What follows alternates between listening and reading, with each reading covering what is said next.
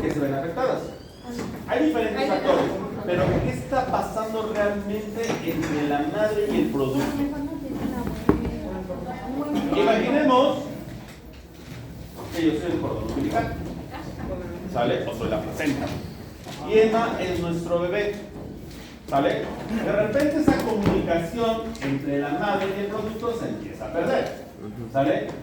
Imaginemos fisiológicamente qué está pasando. Pues no está, Vamos a ver cuánto aguanta Emma.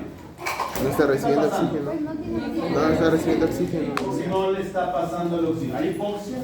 Sí. Todavía está bien Emma. Todavía está Emma. ¿Tiene oxígeno? Sí. Entonces, ¿qué sucede? ¿Qué está pasando primero? Disminución del aporte de oxígeno. ¿Cómo se llama eso? Mira qué es lo que está pasando con Emma. Chécale su frecuencia, Mario.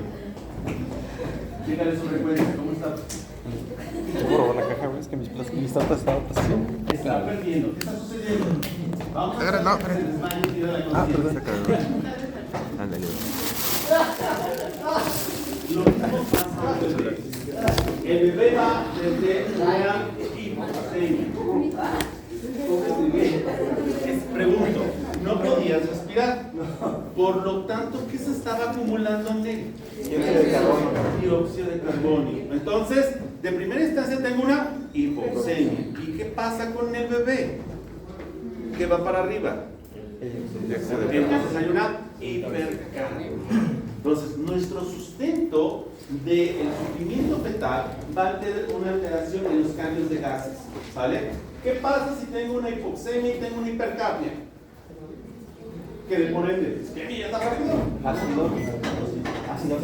Vamos desde una acidosis respiratoria y lamentablemente también metabólica, ¿vale?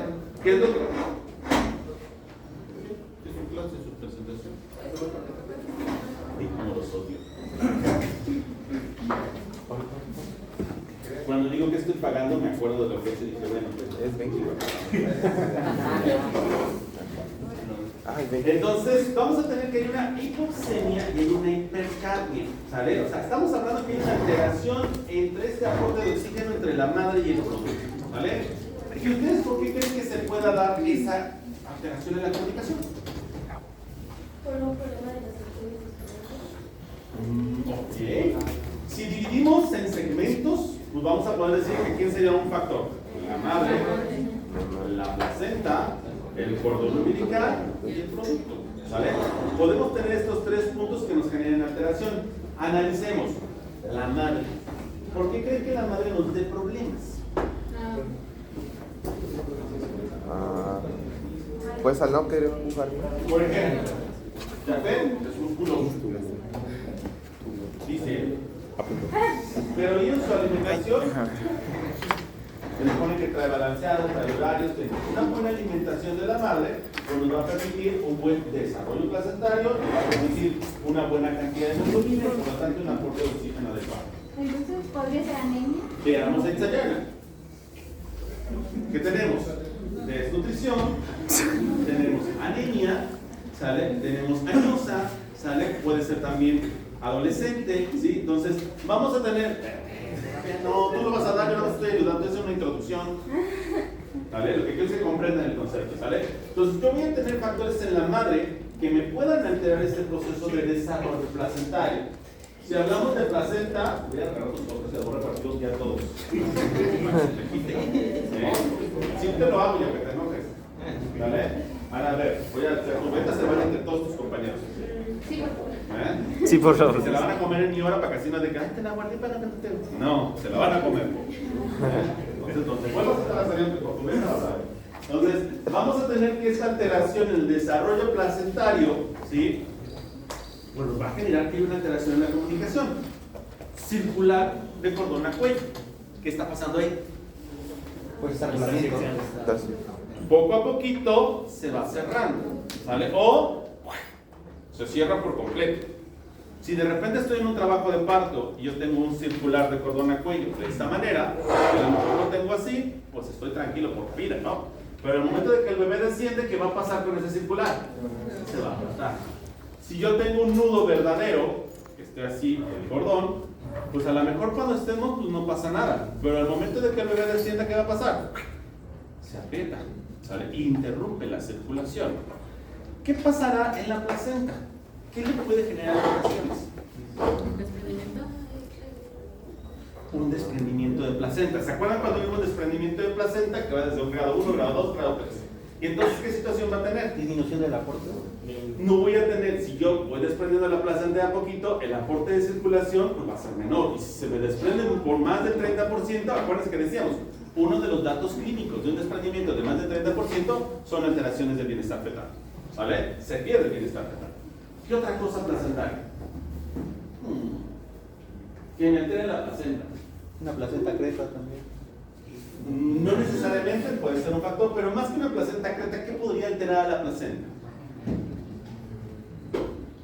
Imaginemos que la placenta es una serie de tuberías, ¿sale? Una serie de tuberías, un montón de tuberías. ¿Qué pasa si de repente estamos en Tehuacán y que nuestra agua es bien chinulera, ¿no? Y que tiene un montón de sales? ¿Qué le pasa a esa placenta? Se calcifica, ¿no? Entonces, hay patologías que me van a calcificar a la placenta antes de tiempo, ¿sale? Me van a hacer que esa comunicación entre el producto que va a generar, pues que disminuye. ¿Qué pasa cuando una llave tiene sarro? De primera instancia, pues sale, ¿no? El agua bonito. Pero si empieza a acumular mucho sarro, ¿qué empieza a salir? Literal, disminuye y salen nada más unas cuantas gotitas, ¿no?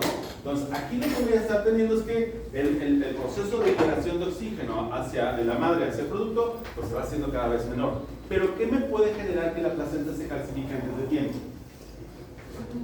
Primero, enfermedades crónicas, diabetes, hipertensión, enfermedades autoinmunes, lupus, artritis, síndrome antifosfolípidos, ¿vale? Infecciones, toxoplasma, citomegalovirus, herpes, ¿sí? Nos pueden generar que haya una calcificación prematura de la placenta y por lo tanto, pues vayamos disminuyendo ese aporte de oxígeno de una manera lenta, ¿vale? En el producto, ¿qué nos pasaría? En el producto, Un producto macrosómico. diabético, ¿sale? Producto macrosómico, también que nos puede generar alteraciones en el producto, isoinmunización. Que tengamos hidroxfetales, ¿sale? Alteraciones renales, que nos pueden llevar a un poli o un oligohidrático, ¿sí? Malformaciones en el producto principalmente. ¿Qué situaciones de manera general? Toxicomanías. Me afecta el placenta y me afecta el producto. ¿Sale? Tabaquismo, alcoholismo, drogadicción nos van a generar alteraciones en el desarrollo placentario y el desarrollo del producto. Entonces, si se dan cuenta, este sufrimiento fetal puede ser de una manera súbita, rápida o de una manera crónica. Y entonces vamos a decir que el sufrimiento fetal es agudo y el sufrimiento fetal es crónico. ¿Sale? ¿Qué es lo que está sucediendo en este proceso? Alteración entre intercambios de gases, tanto de oxígeno como de dióxido de carbono. Si yo tengo que mi cordón umbilical lo cierro, del bebé hacia la madre no está pasando el dióxido de carbono, y de la madre hacia el bebé no está pasando el oxígeno. Y entonces, ¿qué generó? Una hipoxemia de inicio y una hipercapnia. ¿Qué pasará con esta hipoxemia y esta hipercapnia, José? Tú que te sabes mucho la fisiología, ¿qué crees que pasa?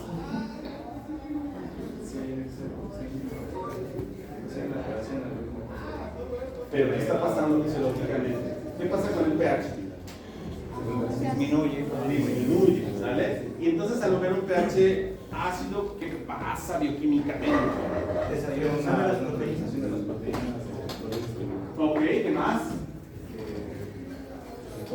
Se edifica, tiene problemas neuronales. Lo que va a generar son alteraciones inflamatorias severas, ¿no? Entonces va a haber liberación de factores inflamatorios, generar alteración miocardio, alteración cerebro, alteración a nivel renal, ¿sale? Lo que nos va a llevar a una falla orgánica múltiple y por lo tanto a una muerte. Y entonces podemos decir que la fisiopatología nos va de una hipoxemia, hipercapnia, acidosis, tanto metabólica como respiratoria, y ¿qué sigue después? Daño, muerte. Lo que hay una muerte del producto, ¿sale? Entonces hay que tomar en cuenta porque todos estos factores clínicamente, ¿cómo yo me daría cuenta? Ya tenemos ahí qué es el sufrimiento fetal, qué es lo que sucede en el sufrimiento fetal, ¿Cómo lo clasificamos? Y ahora, clínicamente, ¿cómo me doy cuenta? Primero vamos a datos clínicos relevantes, ¿sale? Alteraciones en la movilidad fetal. ¿Por qué? Por la lucha de esfuerzo. ¿Pero por qué? Estoy de acuerdo contigo. Si le disminuye el aporte de oxígeno al bebé, ¿qué hace ese bebé? Vamos a tener que el corazón responde a un sistema nervioso simpático parasimpático, ¿vale? Si yo tengo un aporte muy escaso de oxígeno, está disminuyendo el aporte de oxígeno, mi corazón va a decir, quédate quieto, hay que gastar lo menos que se pueda de energía para que pueda seguir funcionando el corazón, cerebro y riñón. Y entonces uno de los datos que vamos a tener es hipomotilidad fetal, ¿sale? La paciente nos dice, doctor, mi bebé ya no se mueve como antes. ¿Se acuerdan? Ya se los dije, aunque digan que no, ¿sale? ¿Cuánto es el tiempo máximo que un bebé debe dejar de moverse?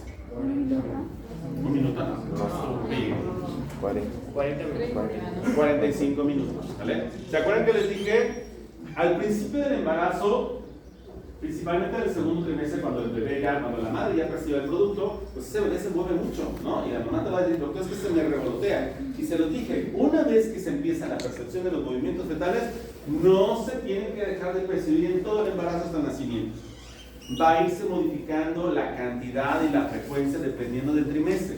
Pero generalmente hasta que inicia el tercer trimestre, donde el bebé acaba su etapa de formación y empieza su etapa de crecimiento y desarrollo, los movimientos disminuyen en la intensidad.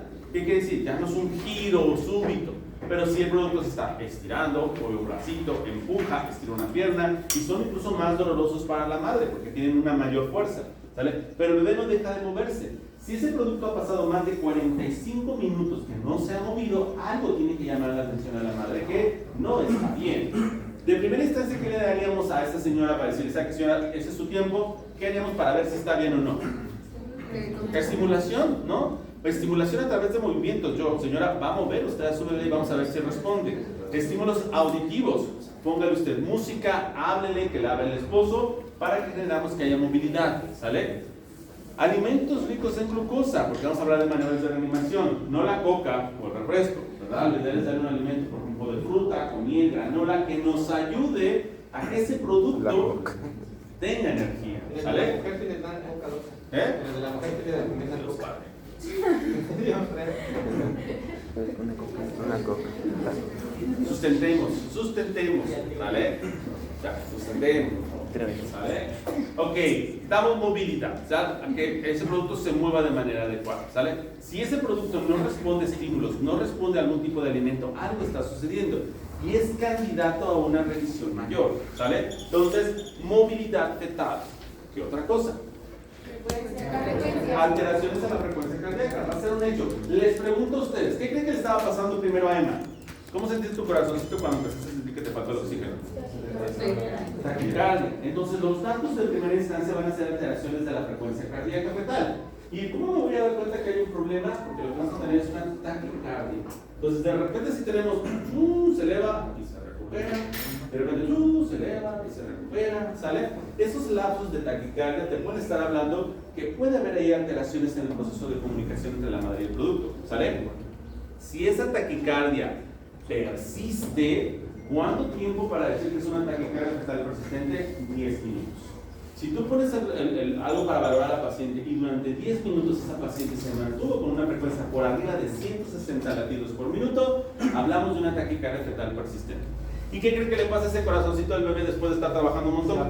Se va a cansar. ¿Y entonces en qué va a caer? En una bradicardia. Y puede caer en una bradicardia severa que nos lleve a la muerte del producto. ¿Sale? Cae en un sufrimiento fetal como tal. ¿Sale? Entonces tenemos alteraciones de la movilidad, alteraciones de la frecuencia cardíaca y otra cosa. Piensen, si yo de repente tengo a la mejor Itzayana que es fumadora alcohólica y que medio come, ¿cómo me daré cuenta que tengo sufrimiento fetal crónico? Voy a tener una pancita chimulera, ¿no? Mi fondo uterino no va a ser compatible con el tamaño predador gestacional, o el desarrollo del crecimiento del bebé me va a marcar a lo que se llama una restricción del crecimiento intrauterino. ¿Se acuerdan que les dije que el mejor ultrasonido para hacer el cálculo de edad gestacional cuándo es? Primer trimestre, porque tenemos un rango de error de más o menos una semana. Segundo trimestre, ¿cuánto? Más o menos 2 semanas. semanas. Tercer trimestre, ¿cuándo? 3 semanas. Entonces, si yo tengo un ultrasonido del primer trimestre que me habla que mejor va a la par al principio, si yo hago uno del segundo, del tercer trimestre, donde veo una diferencia de más de 2 semanas, estamos hablando que se debe estar presentando datos de restricción del crecimiento intrauterino. Oye, María tiene hoy 28 semanas. Por ultrasonido transportado del primer trimestre, tiene hoy también 28 semanas. Y le hago un ultrasonido y su bebé me da 26 semanas. Algo está pasando con María. Ese bebé no está creciendo de manera adecuada. ¿Sale? Yo voy a tener que la restricción del crecimiento es un tema que no viene acá, pero para que tengamos una idea, puede ser simétrico y asimétrico. ¿Sale?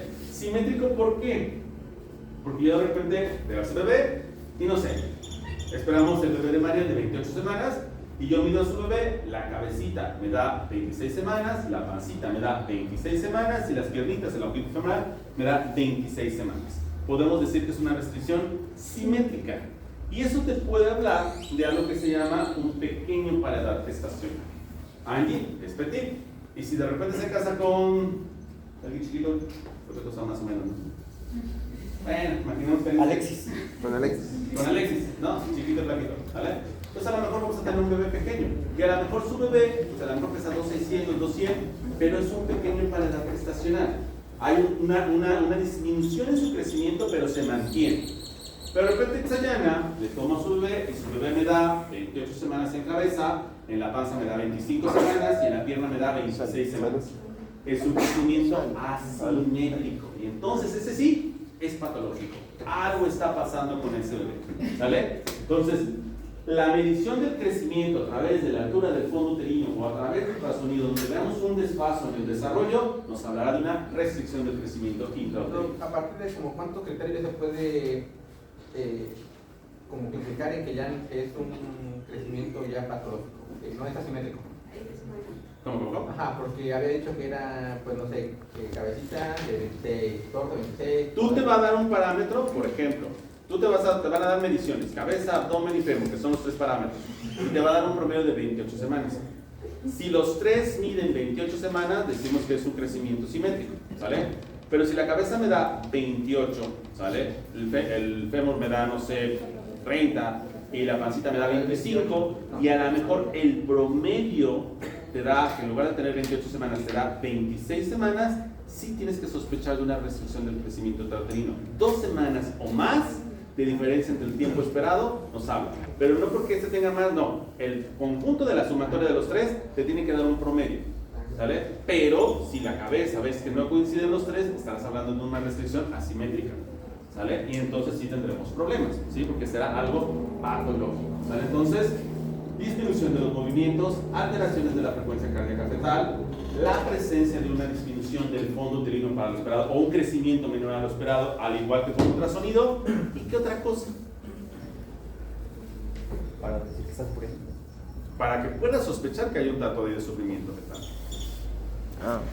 ¿Qué otra cosa? Ahorita lo vamos a analizar, pero estoy haciendo una introducción. Es prácticamente todo el tema. Muy bien, alteraciones en el líquido amniótico.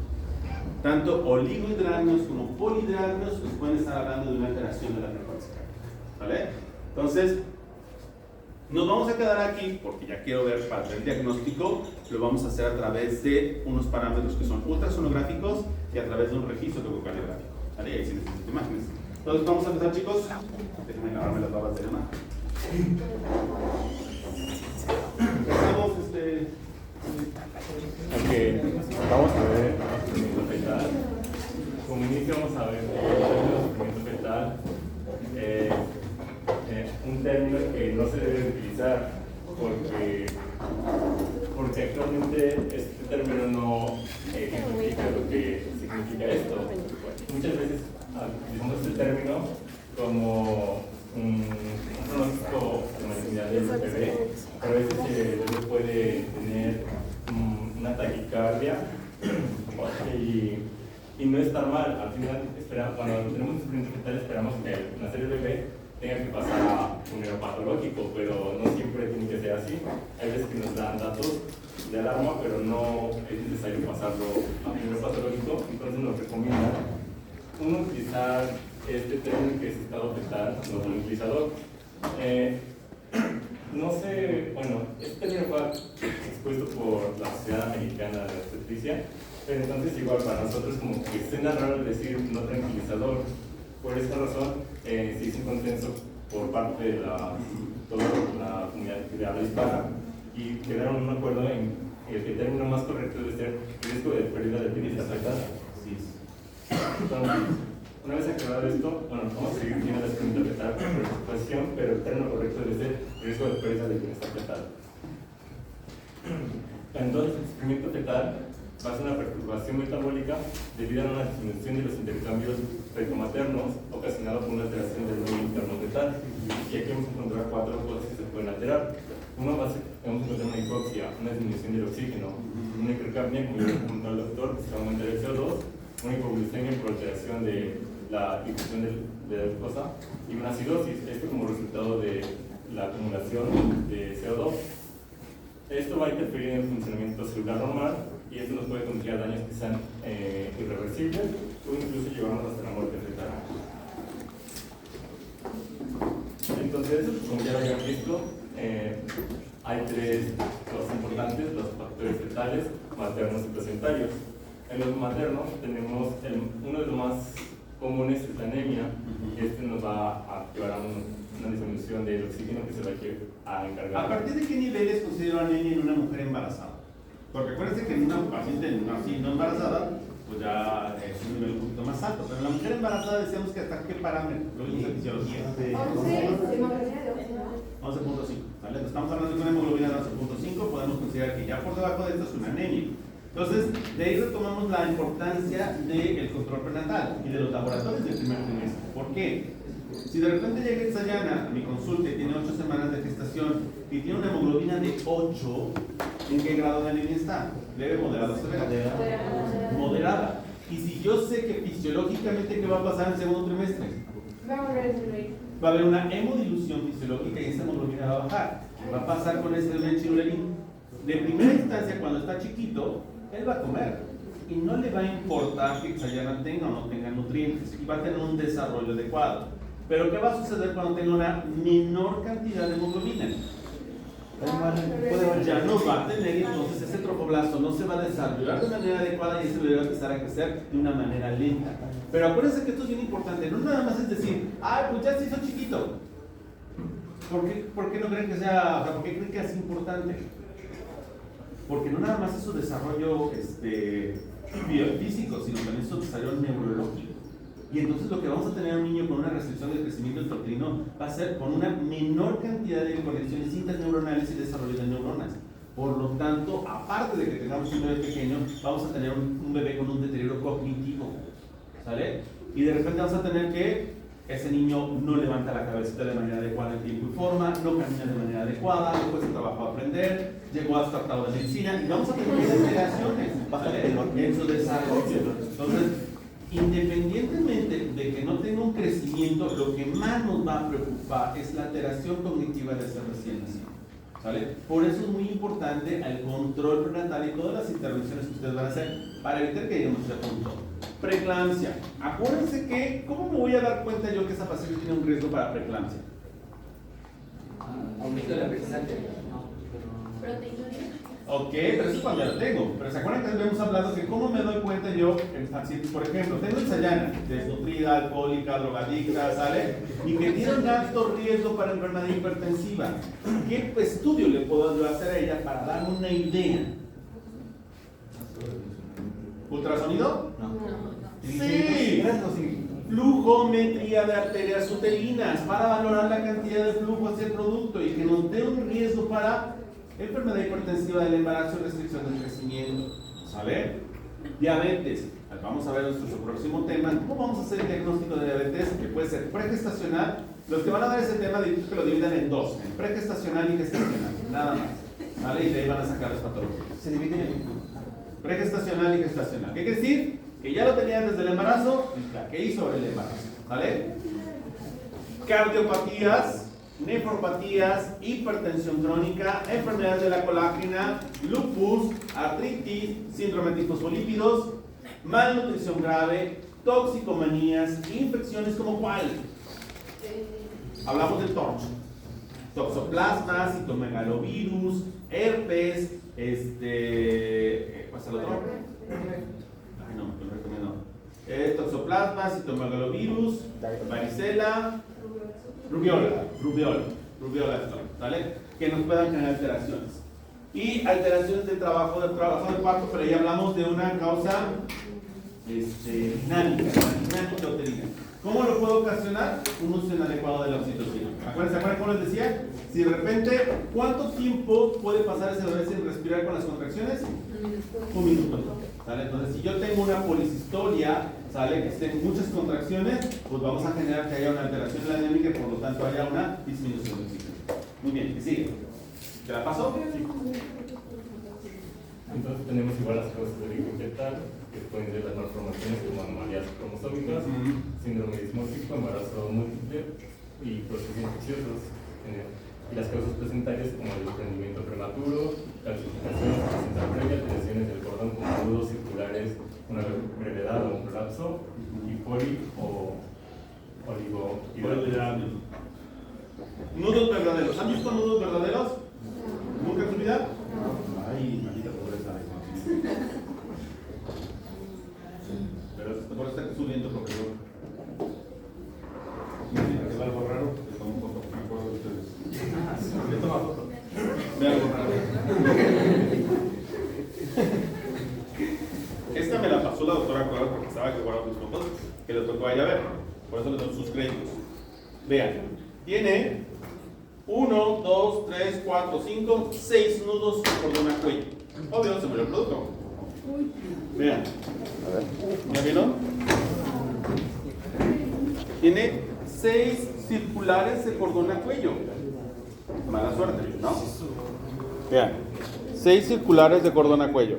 Sobre su cuellito va 1, 2, 3, 4, 5, 6 circulares.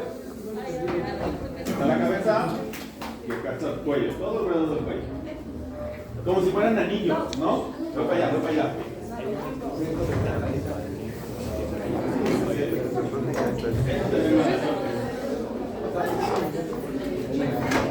Como llega una señora, dice, doctor, es que no quiero tener a mis bebés, que le hago los rasguñidos y gemelos. Ay, señora, mala suerte tiene por eso. Vean, por una cesárea se murió el bebé. Pero vean, tenía 6 circulares de cordón a cuello. Un circular de cordón a cuello, vamos a entender, lo guasa de cordón, vamos a tener que, ¿tiene por ahí? A lo que nos sople. ¿Tiene cordón, cierto? Sí. Un circular de cordón a cuello, yo lo puedo tener así, como asa, y a lo mejor tengo la imagen, y no tenemos pues, problema, porque esta asa pues, nos permite que el bebé cuando descienda, pues no tengamos ningún problema. Pero cuando tengo un circular completo, te habla de esto. ¿Asa?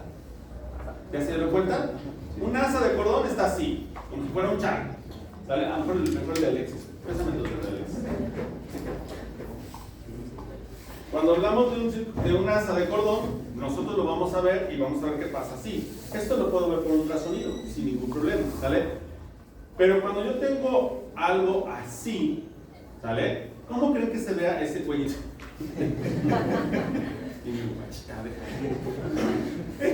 ¿Cómo creen que veamos un circular en el ultrasonido? Que es bien característico. Cuando vean la imagen que en el cuello se hunde y hace como una mordida de manzana, porque literalmente está el cuello y se hunde, es porque ese circular está completo y apretado. Está así. ¿Cuál va a ser el problema? Que al momento de que el bebé descienda, se apriete más. Y es donde tengamos una pérdida de circulación. ¿Ese bebé qué le pasó? 1, 2, 3 vueltas. ¿Qué cree que pasará? Al momento del descenso. Yo con doble circular es una indicación absoluta de cesárea.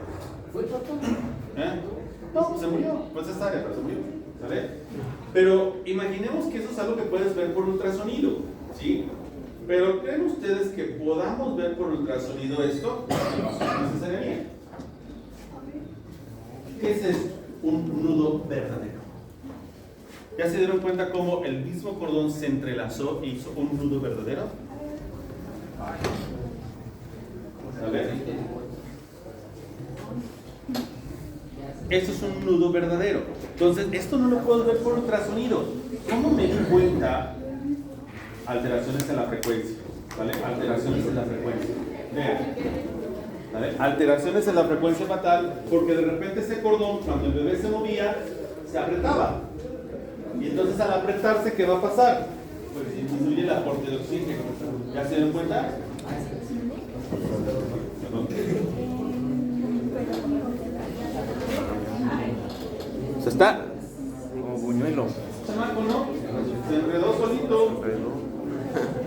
Y entonces, por ejemplo, si yo hago un ultrasonido, cuando vemos el cordón umbilical, pues lo vemos todo enredado. ¿Creen que nos dé una imagen característica? ¿No? Si es un circular o un nudo verdadero, no lo vamos a ver. ¿Dónde me voy a dar cuenta? Cuando este bebé descienda, ¿y qué va a pasar? Se jale e interrumpamos la circulación. Es un nudo verdadero. ¿Vale? Ahora, ¿qué pasa cuando la de malas te encuentras con esto?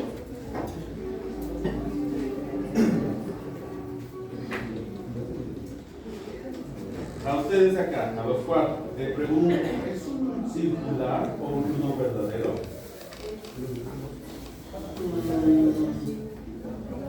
¿Qué es? ¿Qué es? ¿Es un nudo verdadero? ¿O qué es?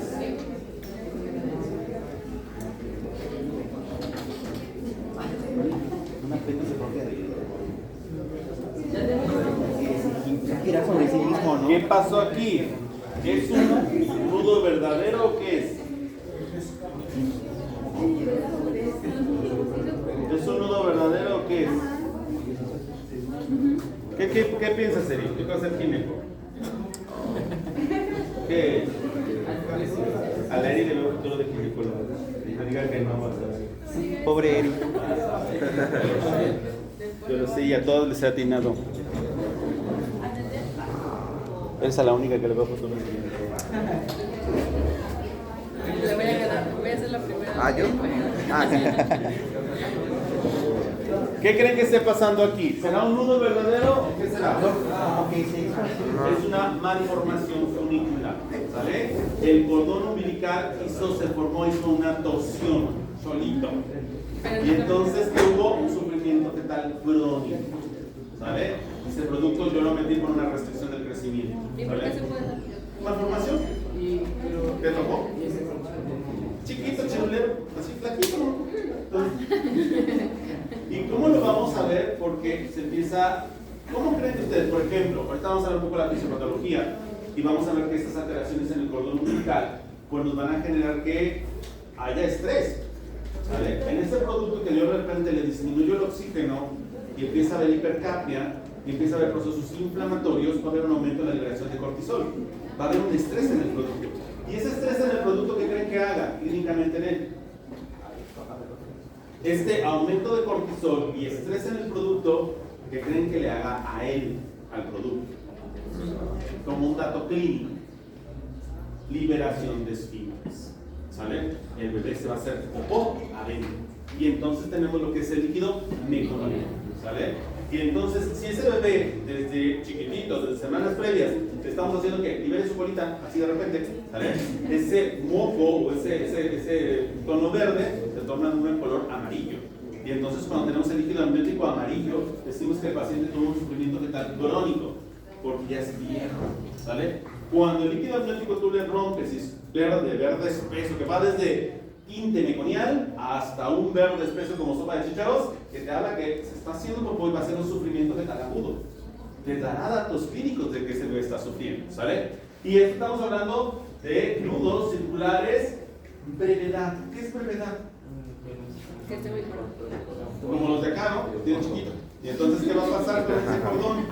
¿Qué sucede con ese cordón? Al momento de que el producto descienda, puede generar o una ruptura o una falta de descenso o alteración del cordón. ¿Qué entendemos por prolapso o procúbito del cordón? Menos de 30 centímetros. ¿Qué chirulerín? Chiquito. Sí, yo lo tengo mal. Sin sangre. ¿Qué tenemos por prolapso y procúbito de cordón? Prolapso de cordón es que se le rompieron las membranas y el cordón umbilical estaba delante de la presentación. Y entonces el cordón umbilical se sale a través de la vagina. Pero como se rompieron las membranas, ¿qué va a pasar con la presentación? Se encaja. Y entonces, ¿qué está pasando? Se comprime el cordón umbilical. Por eso cuando hacemos ruptura a una amniorexis, utilizamos un amniotomo, hay que tener mucho cuidado, porque si yo tengo el cordón aquí y se rompen las membranas y se sale el cordón antes de la presentación, al momento de que se encaje en la presentación, va a comprimir el cordón umbilical. Y les va a tocar que de repente, prolapso de cordón, y ponen el interno a empujar la presentación y se van con su mano hasta el quirófano, adentro, para sacar eso. ¿Vale? Procúbito. Yo me doy cuenta que delante de la presentación están las membranas que están íntegras y está el cordón umbilical. Todavía no hay un prolapso. Si lo tengo antes de la presentación, eso se va a complicar. ¿Vale? Entonces, prolapso, se rompieron las membranas, procúbito, todavía hay membranas, pero es la presencia del cordón umbilical delante de la presentación. ¿Va? ¿Sí quedan claras las causas? Vamos, continuamos.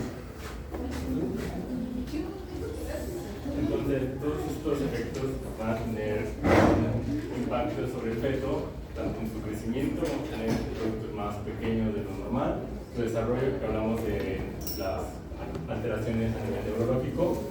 En su frecuencia cardíaca podemos encontrar una taquicardia, una bradicardia, y en el peor de los casos una muerte en el útero. Entonces, lo que se había comentado hace rato, cómo se va a observar, vamos a encontrar disminución de los movimientos fetales, vamos a encontrar meconio en el líquido amniótico. Siempre que encontremos meconio, pues el meconio como tal no debería salir en el bebé, a menos que se encuentre en una situación de estrés, como que es la asfixia, hipoxia, etc. Acidosis fetal, vamos a encontrar una alteración del pH en un feto con un lactato elevado.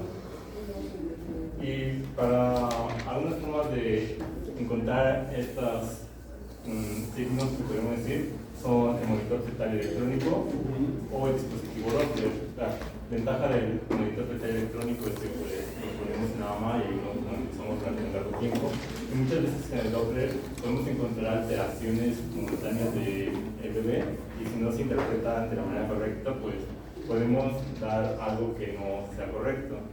Y en los movimientos fetales lo vamos a hacer mediante ecografía, ahí también podemos observar el tono muscular, un peso aproximado y el volumen del líquido amniótico. Generalmente, nosotros vamos a tener que, para valorar ese sufrimiento fetal, tengo algo que se llama un perfil biofísico.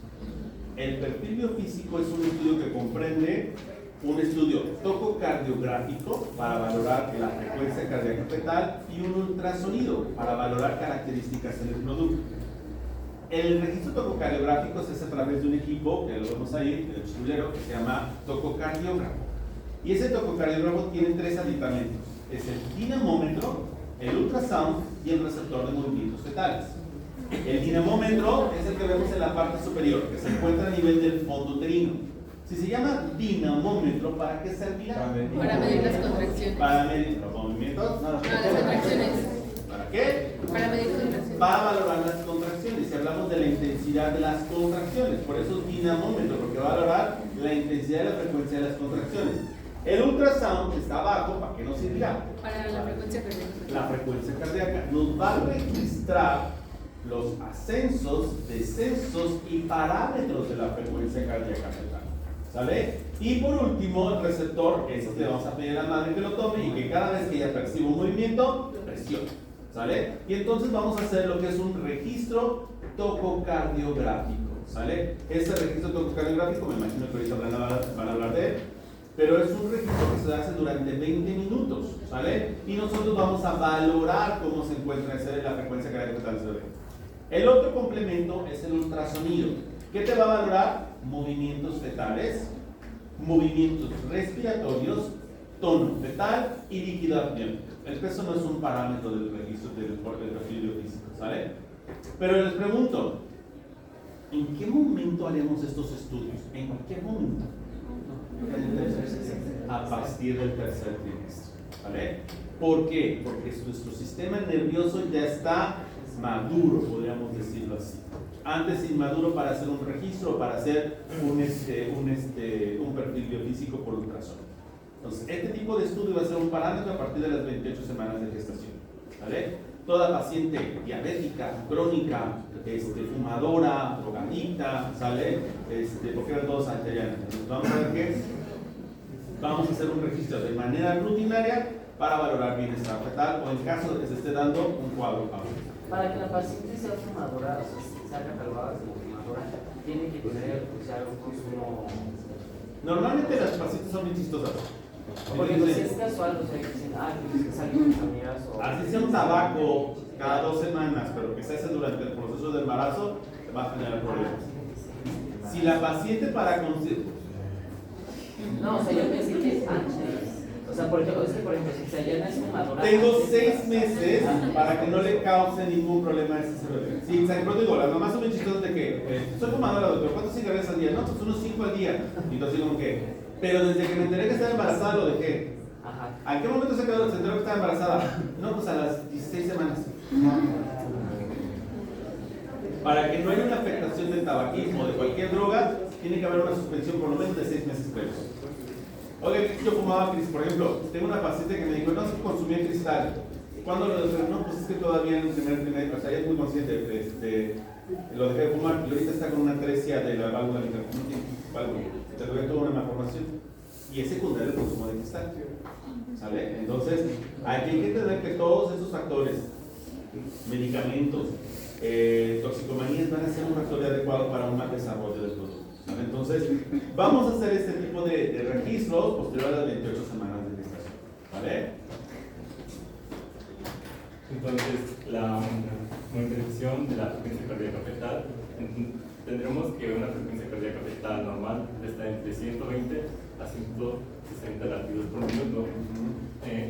Puede alterarse con una bradicardia que puede ser leve, moderada, severa o una taquicardia. Este es el registro que va a arrojar el registro radiográfico. Entonces tenemos que, si se nota, la derecha está entre 120 y 160 y tiene que tener una variación pequeña, no tiene que ser pequeña como alrededor de 5 latidos, pero tiene que ser entre 5 y 25 para que se pueda considerar normal.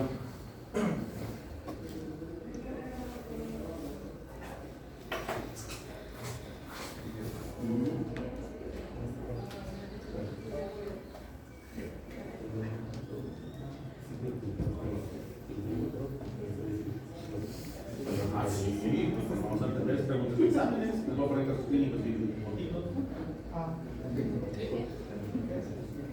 ¿Te ayudo? ¿Quieres que te ayude? No. Y tú ya estás listo para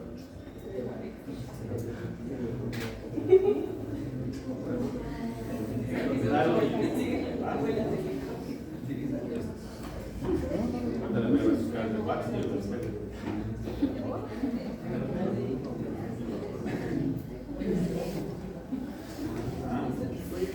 entonces, fíjense, a lo mejor no sé si ya estás en la parte de diagnóstico entonces. No, pero van a hablar de la función, ¿no? Para que ya casi nos hagamos el tema tú y yo.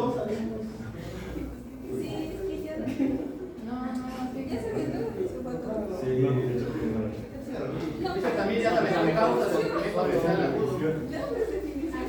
Sí, porque no, ya casi los quedamos. ¿Tú ves que estamos en el diagnóstico? También, pero no. Sí, de hecho, cuando encontramos el sí, de hecho, por eso dije, ya vamos a diagnóstico. Bueno, ya habíamos hablado de los datos que te iban a dar. Bueno, yo le voy a ayudar a que sus compañeros. El tema no es tan complicado, ¿vale? Tenemos que creo que los envío demás. Sí, pero no pasa nada. De todos modos, acuérdense que hoy vamos a acabar todo el temario esta semana. Entonces, enfermedad hipertensiva mañana, ya bien hecha. Diabetes me lo dividen en 2, gestacional y gestacional, que también bien hecha, ¿vale? Ruptura y acuérdense, en amenaza de parto pretérmino quiero amenaza de parto pretérmino, porque su tema viene parto pretérmino. El parto pretérmino, ¿para qué lo quiero? Quiero la amenaza, o sea, ¿qué le voy a hacer a esa paciente para evitar que dé un parto pretérmino? ¿sale? Esos dos, en un día que hacemos esos dos temas, ¿sale? De volar, 5 diapositivas, fácil, rápido, preciso, ¿sale? Entonces vamos a tener, fíjense, cuando yo hago el diagnóstico ya hemos dicho, ¿cómo mi cuadro clínico del paciente? Vimos alteraciones de la frecuencia cardíaca fetal, alteraciones del crecimiento y desarrollo uterino, alteraciones a nivel del líquido amniótico, ¿sale? Vamos a darnos cuenta. Pero dentro del diagnóstico yo lo voy a hacer a través de lo que se ha comentado, de lo que es un perfil biofísico. Y el perfil biofísico está involucrado por un ultrasonido, que ya habíamos marcado para qué nos sirve, medir movimientos fetales, tono fetal, movimientos respiratorios y cantidad de líquido amniótico, ¿vale? Me adelanto un poquito, porque esto lo vamos a ver en ruptura de membranas. Cuando yo hago un ultrasonido y quiero medir el líquido amniótico, tengo dos escalas. La escala de Phelan y la escala de Chamberlain, ¿sale? Y la escala de Phelan es la cantidad de líquido amniótico que se presenta en centímetros por cuadrantes, es la sumatoria de los 4 cuadrantes. Medimos el transductor de manera horizontal y en centímetros medimos la longitud del punto más alto al punto más corto. Segundo cuadrante, tercer cuadrante y cuarto cuadrante. La suma en centímetros de los 4 cuadrantes te da la idea del líquido amniótico. Un líquido amniótico normal va entre 8 a 18 centímetros, ¿sale?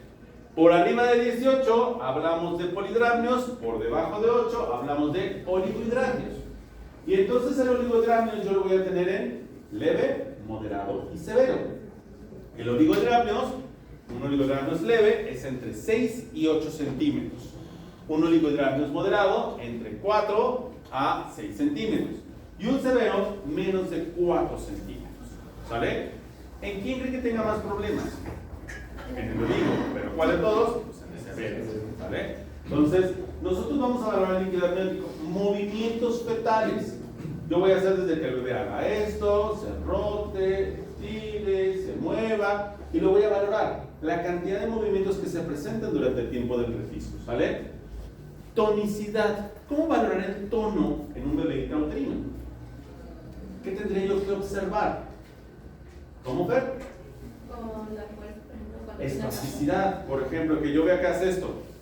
Estira, regresa, abre, cierra, ¿sale? Esto hablamos de tono, ¿sale? Una cosa es que haga esto y se mueva, y otra cosa es que me haga así, y lo vamos a ver, con que sea la piernita y la jala, ¿sale? Ahí vemos tono, ¿sale? Movimientos respiratorios, literal, yo lo voy a poner a nivel de, y vamos a ver cómo hace esto. Y se ve cómo están los movimientos respiratorios en el ultrasonido. Pero un punto muy importante es la monitorización de la frecuencia cardíaca fetal. Nosotros vamos a hacer un registro tococardiográfico. ¿Qué fundamento tiene esto y por qué es válido después de las 28 semanas de gestación? ¿Quién interviene aquí? ¿Qué sistema en el bebé? El autónomo, ¿no? El simpático y el parasimpático, que es el que nos da cómo se monitorea, cómo aumenta la frecuencia y cómo disminuye.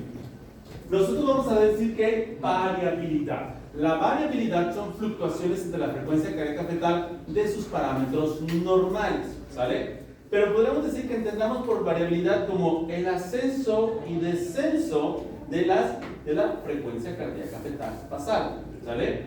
¿Por qué estaba provocando esta variabilidad? Por ejemplo, yo le hablo, bebé, muévete, y tiene un estímulo táctil o de movimiento que hace su corazón. Se eleva, ¿no? Empieza a dar taquicardia. ¿Con qué finalidad? De mandar oxígeno para que ese bebé responda y se mueva, ¿vale? Si el bebé come o tiene que estar comiendo glucosa, pues el corazón necesita ¿qué? Latir más rápido, ¿vale? Para que pueda dar el aporte de oxígeno adecuado hacia el bebé. Entonces yo voy a tener un ascenso que es un aumento de la frecuencia cardíaca fetal. ¿Qué pasa si estoy en un parto y le quito el oxígeno a ese bebé? ¿Qué hará el corazoncito? ¿Taquicardia? Disminuye un poco la frecuencia, ¿para qué? Para dar el aporte de oxígeno. Entonces, esa variabilidad de manera fisiológica la vamos a tener como un ascenso y un descenso de la frecuencia cardíaca fetal, ¿sale? Que se mantiene dentro de los rangos normales. ¿Cuánto quedamos que en los rangos normales? De 120 a 160 latidos por minuto, ¿vale? Entonces, cuando me dicen a mí, es que hay variabilidad de la frecuencia cardíaca fetal, frecuencia entre 150 y 125. Fíjate, cuando me mandaban esas cosas, de a ver, ¿quién fue? Pasante del servicio social. ¿Quién les da obstetricia? ¿Vale? Entonces, hay que entender que la variabilidad es normal, incluso es algo bueno, porque te habla que su sistema nervioso está trabajando de manera adecuada y que el aporte de oxígeno a ese bebé es adecuado. Por lo tanto, puede hacer estos ascensos y estos descensos dentro de una frecuencia cardíaca fetal basal normal. ¿Qué pasa si en lugar de ver esta variabilidad, ¿sale? Yo de repente veo un trazo que no, aquí también hay variabilidad, pero que está como una línea.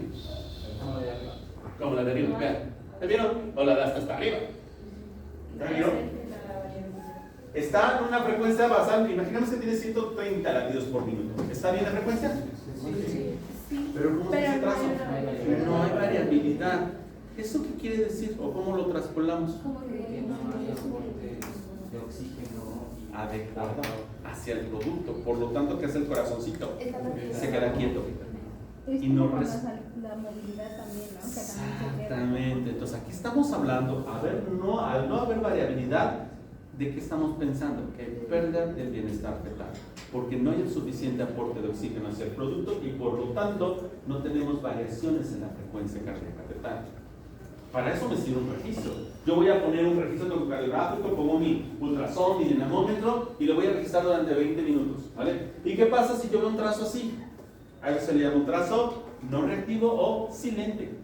¿Eso de qué me habla? De un riesgo de pérdida del bienestar fetal. Algo está pasando con esa mamá. No está ni en taquicardia ni en bradicardia, pero ya no tiene la variabilidad adecuada para responder a estímulos. Algo está pasando con ese producto, ¿sale?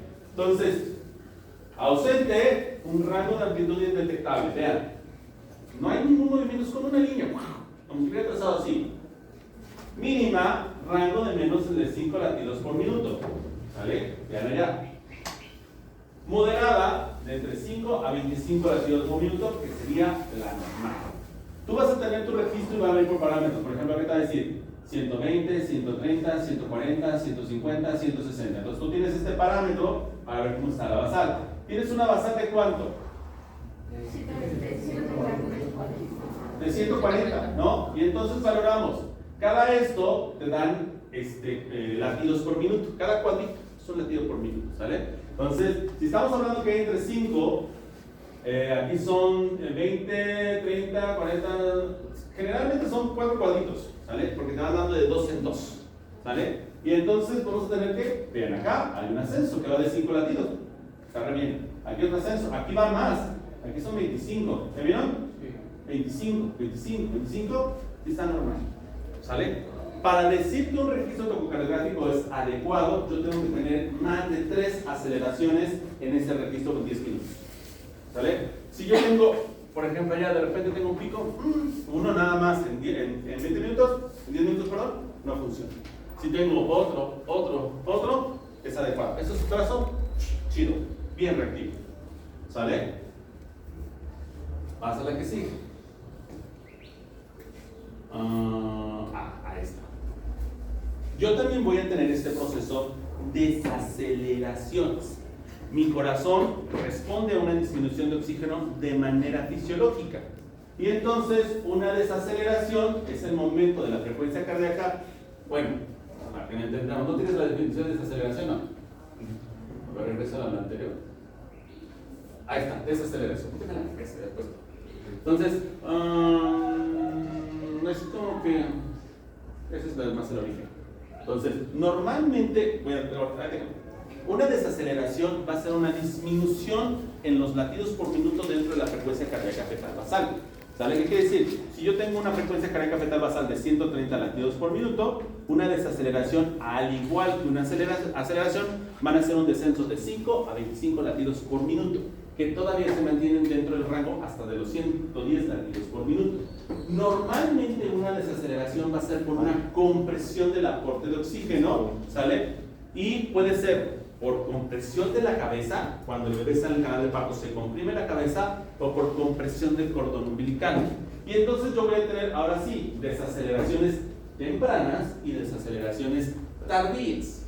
Una de las desaceleraciones tempranas es aquella que va a coincidir con la contracción. Es un espejo, ¿sale? Y a eso le vamos a decir que es normal, es fisiológico, que si yo tengo una contracción y le estoy suspendiendo el oxígeno al bebé, el bebé baja en su corazoncito, pero que es muy importante, al finalizar la contracción, ese corazón se recupera.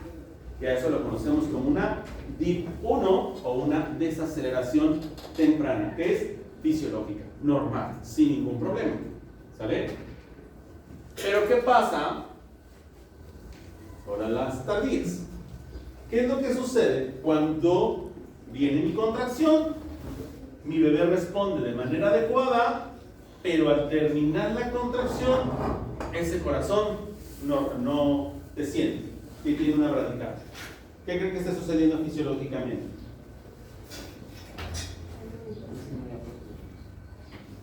El corazón está respondiendo, pero se mantiene quieto, pero trata de mantenerse quieto ante ese estímulo. Pero ¿qué sucede cuando la contracción aumenta y disminuye la hipoxia? Ese corazón ya no se puede mantener. Y entonces disminuye después de la contracción uterina. Y aquí hablamos de una patológica, una desaceleración tardía o DIP 2. Aquí te habla de compromiso funicular. La primera te habla de la compresión de la cabeza y es fisiológica. Pero la segunda ya te habla de compromiso funicular. Algo está pasando en ese cordón umbilical que no está respondiendo de manera adecuada. Y esto ya es patológico. Y esto tengo una desaceleración tardía. Ese bebé le está pasando algo. Algo está sucediendo con ese bebé. ¿Sale? Entonces, vamos a tener desaceleraciones inadecuadas si pusiste las irregulares. Vean. Tip 3. Desaceleraciones variables. Estas pueden ser antes de la contracción, durante la contracción, después de la contracción, pero tenemos descensos súbitos, ¿sale? De la frecuencia cardíaca de más de 110 latidos por minuto. Y se producen principalmente por hipoxia fetal. Ya hay un sufrimiento fetal agudo. Este producto se te va a morir en cualquier momento. ¿Y cuál es el problema? No sé si han visto los que ya están en su PC en pediatría. ¿Cuál es el problema? Que cuando nace el bebé todo ponchado, ¿qué te dice la neonato? Hay que tomarle gasometría. ¿Y qué pasa si está acidótico? Lo tienen que dejar en un zinc. ¿Y por qué? Va a tener que recuperar porque una acidosis va a tener falla órgano. Y lo principal son niños Teletón, van a quedar con PCI en grado bajo. Van a ver, ustedes se ponen a ver el teléfono los fin de año, porque si ustedes no tienen corazón, pero ¿qué va a pasar? Van a ver que la mayoría de esos bebés tuvieron problemas durante el proceso de atención del parto. Yo cuando van de manera particular, me dicen, ay doctor, es que usted opera todo. O sea, ¿quieres que por un parto a fuerza y que se trate de tu bebé, tu hijo quede con PCI? O que no pueda aprender en la escuela, o que a cada rato repruebe. Si yo estoy viendo alteraciones de la frecuencia, por mínimas que sean, va para afuera. O sea, esa mamá te lo va a agradecer mucho más que ese bebé no haya tenido un daño neurológico en su vida, a que le hagas una rajada de cesárea. Y actualmente las cosas cambian. Nos preocupamos porque van a llegar la gesta 5, que ya lleva 3 cesáreas y no se quiere operar y quiere otra cesárea. Esa sí, se nos va a complicar horrible. Pero si llega Mariel, que nada más quiere 2 cesáreas y ya, se acabó. Llega Brisa, nada más quiere 1, con 1 OTB ya. Ese bebé nace bien. Pero lamentablemente el proceso de trabajo de parto te puede generar estas desaceleraciones si no es bien vigilado. ¿Sale? Pacientes con enfermedades crónicas te va a generar esto. Ay, chicos, ya no me dicen.